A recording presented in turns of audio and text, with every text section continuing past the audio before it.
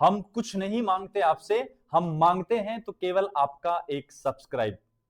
Clear है बच्चों? तो शुरुआत करते हैं पहले क्वेश्चन की, और पहला क्वेश्चन आपको दिख रहा होगा आपकी कंप्यूटर स्क्रीन पर, क्योंकि हम खेल रहे हैं केबीसी, कौन बनेगा केमिस्ट्री चैंपियन। और इस बात का आपको विशेष रूप से ध्यान रखना है कि आप सभी लोगों को गोल्ड मेडल लेना है मत्स्य यूनिवर्सिटी से। बेंजीन का अणुसूत्र क्या है? बेंजीन ये होता है बेटा, ये होता है बेंजीन। ये लीजिए, इसको अगर मैं ऐसे लिखूं तो CH double bond CH single bond CH double bond CH single bond CH double bond CH। एक बात और कह दूं बेटा, मॉडल पेपर तो आपको बहुत सारे ऐप वगैरह पे मिल जाएंगे, ठीक है, लेकिन वहां खास बात क्या है कि वहां ऐसे लोग मॉडल पेपर बना रहे हैं जो खुद ने ग्रेजुएशन की नहीं है, उनको पता ही नहीं है कि केमिस्ट्री में आ क्या रहा है, जूलॉजी में क्या आ रहा है, बॉटनी में क्या आ रहा है, फिजिक्स में क्या है, मैथ में क्या है। लेकिन हमारे पास पर्टिकुलर फैकल्टी, मैं केमिस्ट्री पढ़ाता हूं तो मैं केमिस्ट्री का मॉडल पेपर तैयार कर रहा हूं। पिछले 5-7 साल से मैं कॉलेज शिक्षा में कार्यरत हूं, उस हिसाब से मैं अपना एक्सपीरियंस शेयर कर रहा हूं आपके साथ। ऐसे नहीं कि हवा में बना दिया, आए तो ठीक है, नहीं आए तो ठीक है। एक एक क्वेश्चन को छांट छांट कर, तभी तो समय लगा है। जो बच्चे व्हाट्सअप करते हैं उनको पता है हम कितनी मेहनत कर रहे हैं। गिल्ले बेटा 1 2 3 4 5 6, कार्बन 6 है, हाइड्रोजन भी 6 है। बी ऑप्शन को मार्क करना है, बी ऑप्शन को मार्क करना है। मोलिकुलर फॉर्मूला पूछा है बेंजीन का C6H6। नेक्स्ट क्वेश्चन है 2 नंबर, और वो 2 नंबर कुछ इस प्रकार है कि बेंजीन में कुल कितने पाई बंद होते हैं।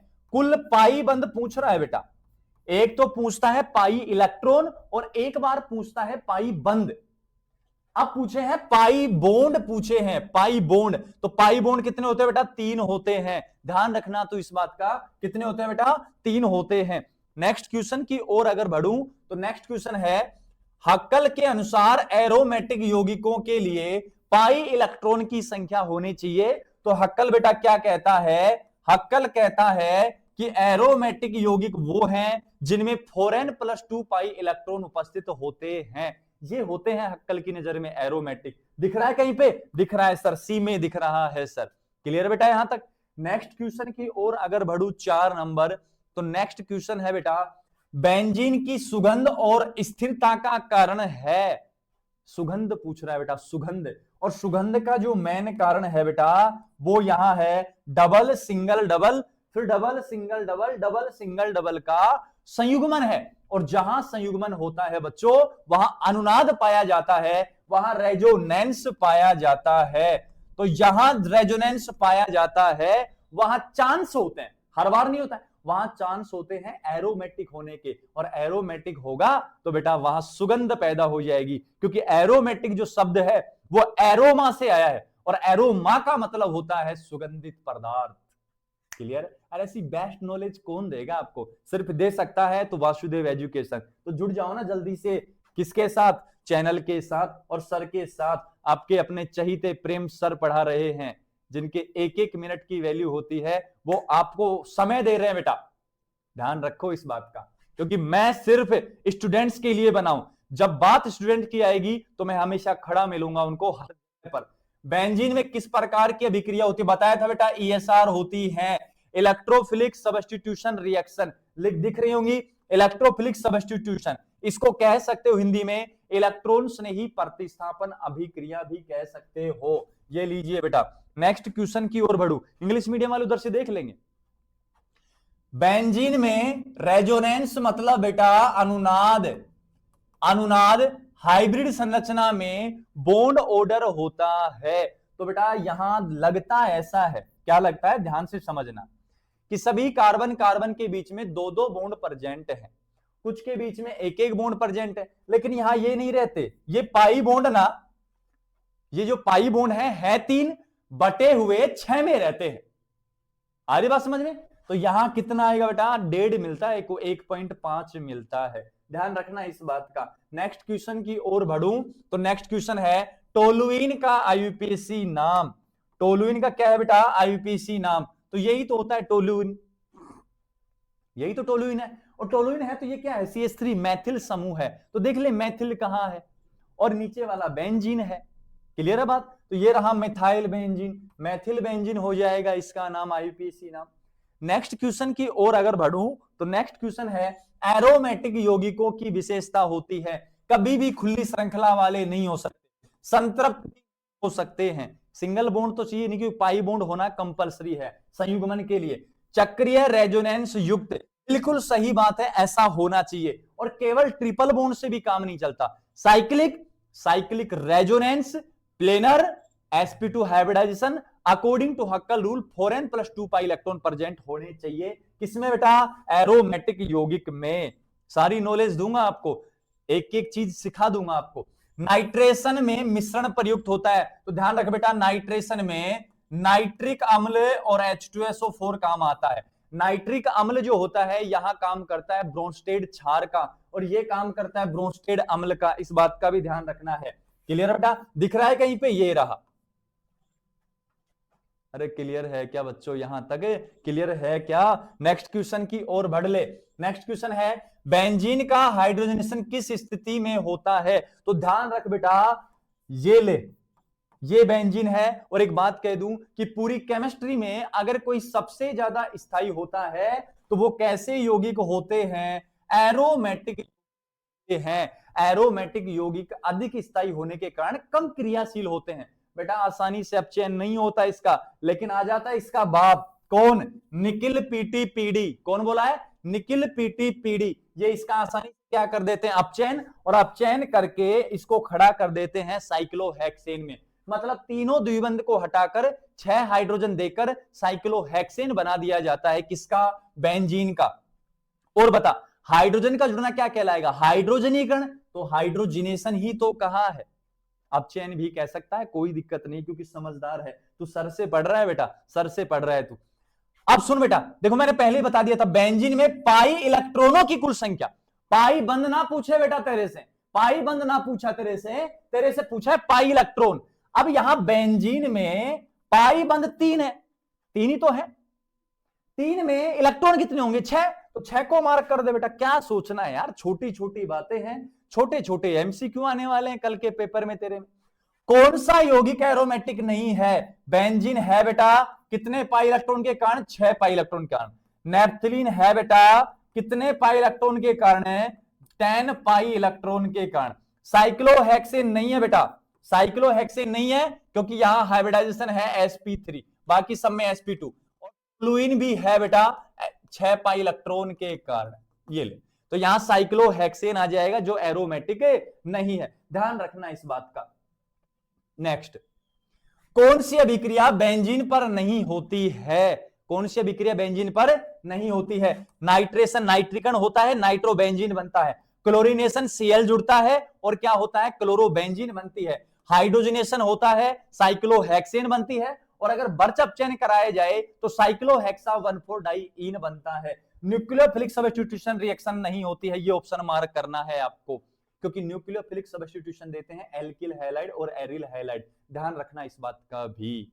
अरे क्यों घबरा रहा है बेटा, जब वासुदेव तेरे साथ खड़ा है। अरे अब तुझे जीवन में कुछ नया करना है, अब तुझे जीवन में कुछ नया बनना है। पहचान अपने अंदर के हुनर को, पहचान अपने अंदर के हुनर को, क्योंकि अब तुझे अपनी सोच को बदलना है, क्योंकि अब तुझे अपनी सोच को बदलना है। बेटा मैं कोई लिखता विखता नहीं हूं कि रट के आता हूं, ये सब मैं माइंड से क्रिएट करता हूं सारा का सारा, और भगवान ने इतनी पावर दी है कि मैं थोड़ा बहुत कुछ गा सकता हूं, कुछ सुना सकता हूं। क्लियर बेटा, तो ध्यान रखना इस बात का।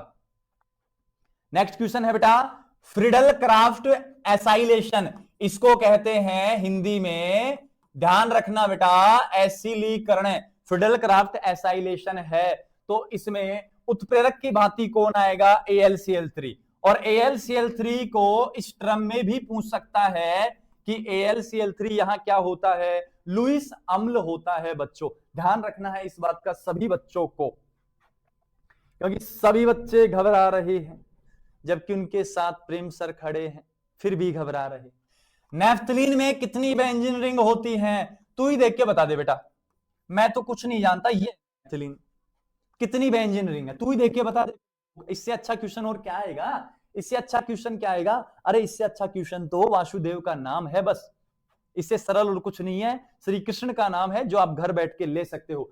बेंजीन का संरचनात्मक सूत्र किसने प्रभावित किया था? याद रखना बेटा, बेंजीन का जो संरचनात्मक सूत्र है ये वाला बेटा, ध्यान रखना इस बात का। ये लीजिए, ये सबसे पहले दिया था किसने?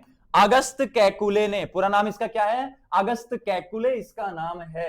नेक्स्ट क्वेश्चन की ओर अगर बढ़ूं तो नेक्स्ट क्वेश्चन देख बेटा स्क्रीन पर। टोलुइन की रासायनिक अभिक्रिया मुख्यतः होती है, तो याद रख बेटा एक बात, यदि बेंजीन वलय से एल्किल समूह जुड़ा हो तो इसको कहते हैं साइड चेन। क्या कहते हैं? साइड चेन या पार्श्व श्रृंखला कहते हैं। कौन सी श्रृंखला है बच्चों? पार्श्व श्रृंखला है। क्लियर है बात? तो एक बात बता, टोलुइन में क्या ही होता है बच्चों? यहां बेंजीन के साथ CH3 होता है। अरे CH3 एल्किल है, एल्किल को साइड चेन पार्श्व श्रृंखला मानते हैं, तो यहां टोलुइन में कौन सी अभिक्रिया आएगी? साइड चेन पर रिएक्शन आएगी। क्लियर है बच्चों? नेक्स्ट, कौन सा यौगिक हुक्कल नहीं है बेटा, हक्कल के नियम का पालना करता है?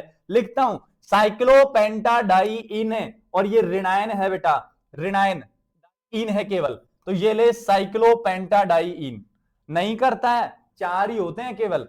ब्यूटाडाइन, ये होता है बेटा ब्यूटाडाइन, CH2 ये ले, ये होता है ब्यूटाडाइन। तीसरा है बेटा बेंजीन, ये ले, और चौथा है हेक्सीन। कुछ इस प्रकार बना देता हूं, ये ले। इनमें से हक्कल के नियम की पालना यही करता है, चक्रीय है। इन दोनों हटा तो चक्रीय नहीं है तो करेंगे ही नहीं। चक्रीय सर ये भी है, लेकिन 6 पाई होने चाहिए, या तो 2 होने चाहिए, या 6 होने चाहिए, 10 होने चाहिए।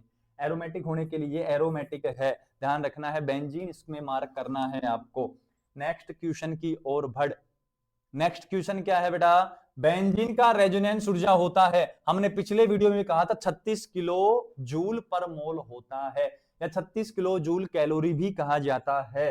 याद रखना है बेंजीन की अनुनाद ऊर्जा को, जो बहुत ज्यादा होती है नैप्थलीन से, एंथ्रासीन से, फिनेंथ्रासीन से बहुत ज्यादा होती है बेटा, बहुत ज्यादा होती है। देख, एनिलीन में कौन सा क्रियात्मक समूह होता है? तो तू ही देख ले बेटा, मैं तो कुछ ना कहूं, मैं कुछ ना कह रहा। कौन है? NH2। अरे NH2 हो जाएगा, एमीन हो जाएगा, यहां क्या सोचना है, एमिनो फंक्शनल ग्रुप हो गया। नेक्स्ट क्वेश्चन है, बेंजीन में इलेक्ट्रोफिलिक अभिक्रिया में पहला कदम होता है, सबसे पहले आपको क्या करना होता है? इलेक्ट्रोफाइल का निर्माण होता है। चाहे कोई भी रिएक्शन हो, जैसे मैं कहूं इलेक्ट्रॉन स्नेही प्रतिस्थापन, इलेक्ट्रोफाइल बनाओ। नाभिक स्नेही का नाम आ जाए, नाभिक स्नेही बनाओ। मुक्त मूलक का नाम आ जाए, मुक्त मूलक बनाओ। सबसे पहले रिएजेंट का काम होता है। एक बात बता बेटा, कोई राजा महाराजा युद्ध करने जा रहे हैं, क्या लेके जाएंगे जेब में? क्या लेके जाएंगे? अरे बेटा तीर कमान लेके जाएंगे, हथियार लेके जाएंगे, क्योंकि उनको आक्रमण करना है। तो सबसे पहले वो चीजें तैयार करनी होती हैं जिनसे आक्रमण किया जाता है, और आक्रमण करने वाला कौन होता है? इलेक्ट्रोफाइल। तो सबसे पहले तुझे इलेक्ट्रोफाइल का निर्माण करना है। अगर तुझे रिएक्शन का युद्ध लड़ना है, तो अगर तुझे केमिस्ट्री का युद्ध लड़ना है, रिएक्शन का युद्ध लड़ना है, तो इलेक्ट्रोफाइल का निर्माण कर दे बेटा। नेक्स्ट क्वेश्चन की ओर बढ़। नेक्स्ट क्वेश्चन है, टोलुइन में मैथिल समूह को स्थिति को सक्रिय करता है। याद रख बेटा, मैं बता देता हूं तुझे, यहां जो CH3 है इसका प्लस का H कोमा प्लस का I प्रभाव लगता है, जो वलय सक्रियणकारी रिंग एक्टिवेटिंग ग्रुप होता है। और ये रिंग एक्टिवेटिंग ग्रुप होने के कारण क्या करता है? रिंग में इलेक्ट्रॉन डेंसिटी बढ़ा देता है। कहां कहां चार्ज आता है? ऑर्थो और पैरा पे। आने वाला इलेक्ट्रॉन नहीं कहां अटैक करता है? ऑर्थो और पैरा पर। इस बात का तुझे ध्यान रखना है, हर हालत में तुझे ध्यान रखना है, क्योंकि तुझे हर हाल में कल का एग्जाम बहुत अच्छे से क्वालिफाई करना है। बेंजीन और इसके व्युत्पन्नों को सामान्यतः कहते हैं, क्या कहते हैं? एरोमेटिक यौगिक कहते हैं। क्या कहते हैं बेटा? एरोमेटिक यौगिक। बेंजीन है, टोलुइन है, क्यूमीन है, जिसका दूसरा नाम है आइसोप्रोपिल बेंजीन, ये सब बेंजीन के व्युत्पन्न है बेटा। क्लोरोबेंजीन है, ब्रोमोबेंजीन है, आइडोबेंजीन है, फिनोल है, नाइट्रोबेंजीन है, जिनमें बेंजीन रिंग आए सब बेंजीन के व्युत्पन्न है, और सारे कैसे होते हैं? एरोमेटिक यौगिक होते हैं। नेक्स्ट क्वेश्चन की अगर बात करूं तो नेक्स्ट क्वेश्चन है, एरोमेटिक यौगिकों की विशेषता होती है रेजोनेंस स्थायित्व होता है, अनुनाद स्थायी करता है इनको। इस बात का ध्यान रखना है। लास्ट क्वेश्चन यूनिट नंबर 3 से, बस लास्ट है, उसके बाद 25 क्वेश्चन है कौन सी से, यूनिट नंबर 4 से। फ्रीडल कराफ्ट अभिक्रिया में प्रयुक्त उत्प्रेरक, थोड़ी देर पहले तो बताया था कि AlCl3 होता है, लुईस अम्ल की भांति व्यवहार करता है। ये थे बेटा अपने पास यूनिट नंबर 3 के एरीन और एरोमेटिसिटी के क्वेश्चन। अब आगे जो आएंगे वो आएंगे केमिकल काइनेटिक्स, रासायनिक बल गतिकी के। तो सुन बेटा, सुन ध्यान से, सुन अच्छे से, रासायनिक अभिक्रिया की गति किन कारकों पर निर्भर करती है? तो बेटा दाब लगाएगा तो गति क्या हो जाएगी? कम। ताप बढ़ाएगा बढ़ जाएगी, सांद्रता बढ़ाएगा बढ़ जाएगी। तो यहां उपयुक्त सभी का आंसर आपको करना है। नेक्स्ट है, यदि किसी अभिक्रिया का क्रम मतलब बेटा कोटि शून्य हो तो दर किस पर निर्भर नहीं करती है? याद रख बेटा, जब कोटि शून्य होगी तो यहां ये 0 हो गया, तो अभिकारकों की सांद्रता पर निर्भर नहीं करती है। इस बात का तुझे ध्यान रखना है। नेक्स्ट क्वेश्चन क्या है? गतिक समीकरण किसे दर्शाता है? गतिक समीकरण दर्शाता बेटा दर और सांद्रता का क्या दर्शाता है? समीकरण दर्शाता, संबंध दर्शाता है। कैसे? जैसे कोई रिएक्शन है, A प्लस B कन्वर्ट हो रहा है C में, तो K डायरेक्टली प्रोपोर्शनल A की सांद्रता और B की सांद्रता। तो रेट भी आ गया और दर भी आ गई, दोनों आ गई। समझ गया कि मेरी बात को? सांद्रता भी आ चुकी है बेटा। नेक्स्ट है, प्रथम क्रम की अभिक्रिया में अर्ध जीवन समय, बेटा अर्ध आयु काल, अर्ध आयु की बात चल रही है, किस पर निर्भर करता है? केवल दर स्थिरांक पर निर्भर करता है। केवल किस पर करता है? दर स्थिरांक पर निर्भर करता है। क्यों बेटा? ये ले 0.693 बटे में के, तो यही तो है, ये इसके ऊपर तो निर्भर करेगा सारा का सारा। नेक्स्ट क्या है? नेक्स्ट अपने पास है बेटा क्या? आरेनियस समीकरण किसके बीच संबंध बताता है? तो दर स्थिरांक और सक्रिय ऊर्जा के बीच में समीकरण बताता है। क्योंकि क्या होता है?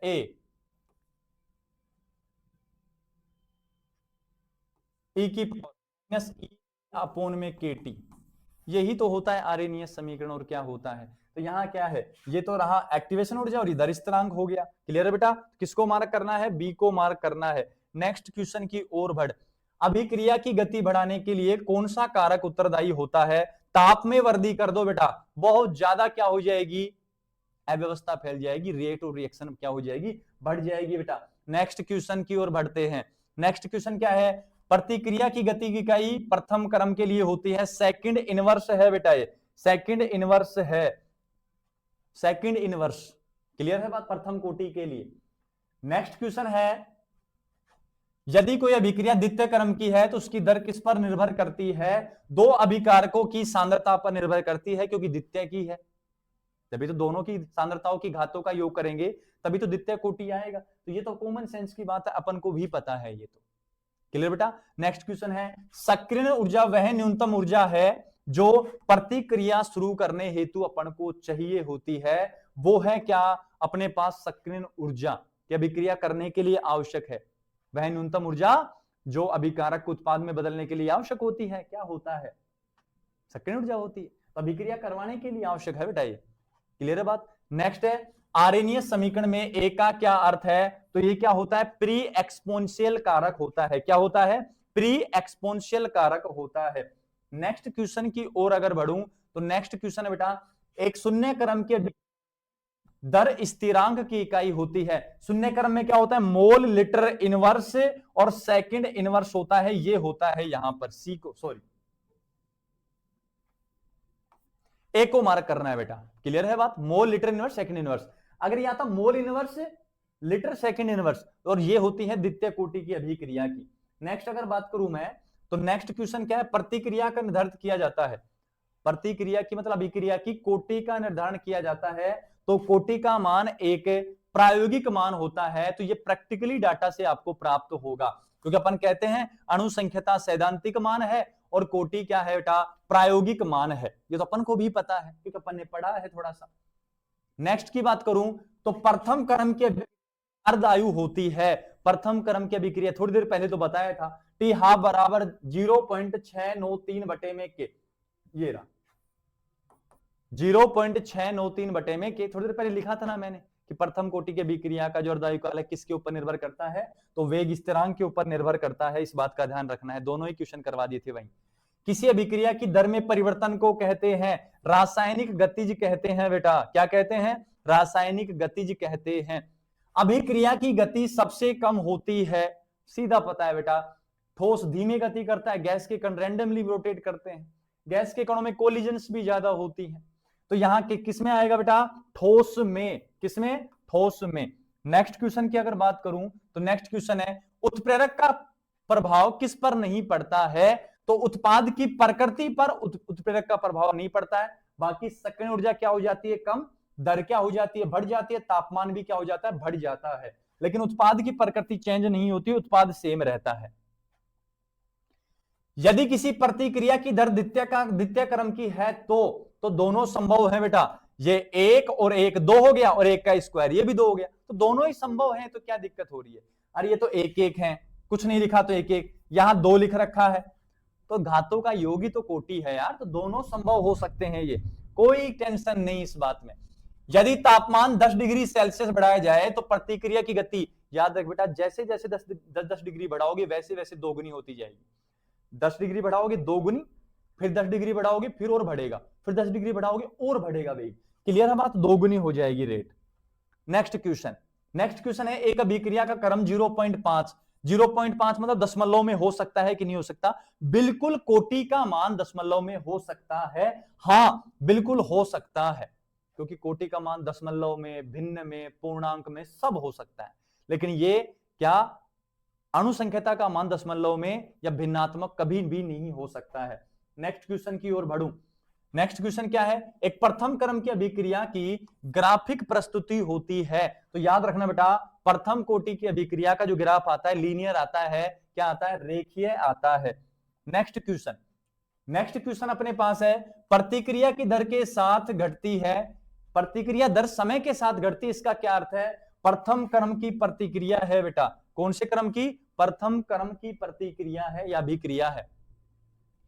आर्यनीय समीकरण का प्रयोग किसके लिए होता है? प्रतिक्रिया की दर ज्ञात करने हेतु इसका प्रयोग किया जाता है। नेक्स्ट क्वेश्चन की ओर अगर बढ़ूं तो 48 नंबर क्वेश्चन अपने पास है टक्कर सिद्धांत, काफी इंपॉर्टेंट है बेटा। टक्कर सिद्धांत के अनुसार किसी अभिक्रिया में घटित होने के निम्न में से कौन से कारक आवश्यक होते हैं? तो उसमें क्या करना है बेटा? इसमें सही उत्तर है ब, उपयुक्त अभिविन्यास एवं पर्याप्त ऊर्जा। क्या बेटा? उपयुक्त अभिविन्यास एवं पर्याप्त ऊर्जा आपको चाहिए होती है। क्लियर बेटा? बी को आंसर मार्क करना है यहां पे। नेक्स्ट क्वेश्चन है टक्कर सिद्धांत के अणुओं के बारे में क्या मानता है? कि ये प्रत्यास्थ गोले होते हैं, क्योंकि जो गैसें होती हैं वो गोलों के रूप में होती हैं, उनके मध्य टक्कर होती है तो प्रत्यास्थ गोले होते हैं। प्रत्यास्थ मतलब लचीलों की बात की गई है। दो क्वेश्चन एक साथ रखें। टक्कर सिद्धांत में सक्रिय ऊर्जा की भूमिका क्या होती है? यह प्रभावी टक्कर के लिए न्यूनतम ऊर्जा प्रदान करती है। क्लियर है?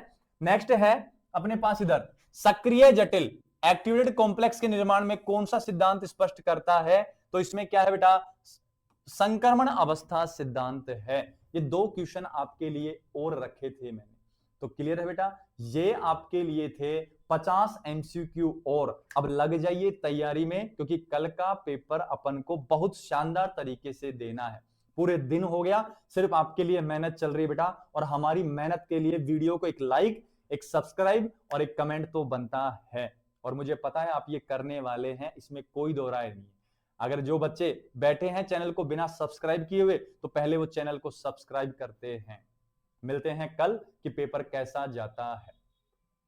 क्लियर है बच्चों? तब तक आप हंसते रहिए, मुस्कुराते रहिए, मौज नहीं करनी है, केवल फोकस करना है किसके ऊपर? पढ़ाई के ऊपर, क्योंकि ज्यादा समय अब शेष नहीं है।